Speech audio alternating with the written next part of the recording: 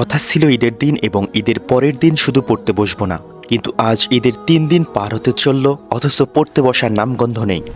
আসসালামু আলাইকুম, welcome to Mohibullah study point. আমি অনার্স চতুর্থ বর্ষের একজন স্টুডেন্ট। টুকটাক বিসিএস প্রিপারেশন নিচ্ছি।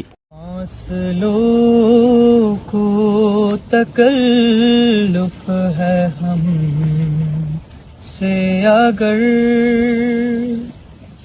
हम भी बेबस नहीं बेसहारा नहीं। গত কয়েকদিন থেকে দাওয়াতের উপর দাওয়াত চলছে, একদিনে 2টা করে দাওয়াত। তবুও যতটুকু পারা যায় পড়েছি।